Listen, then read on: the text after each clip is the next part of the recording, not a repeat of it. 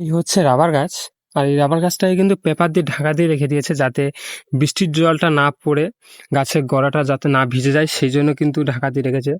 এই যে রাবার আঠা একটা মালাই করে রাখা হয়েছে এখানে। এইখান থেকে এই জায়গা থেকে কিন্তু কাটে গাছের ছালটাকে ছুলে নিলে কিন্তু আঠাটা বেরিয়ে আসে।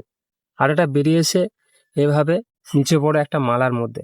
এখানকার মানুষজনরা রাবার বাগান চাষ করে, কত রাবার গাছ, সব লাইনে সারি সারি রাবার গাছ কিন্তু চাষ করেছে।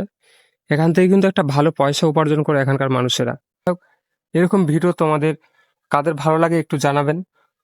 যদি ভালো লেগে থাকে তাহলে একটি লাইক এবং আমার চ্যানেলটিকে সাবস্ক্রাইব করে দেবেন, যাতে পরবর্তী ভিডিওতে আমি আরও অন্য কিছু দেখাতে পারি। আর লাইক কমেন্ট করলে কি হয়, যে আমার ভিডিও বানানোর যে আগ্রহটা সেটা একটু বেশি হয়, আরও ভালো ভালো ভিডিও আমি দিতে পারবো।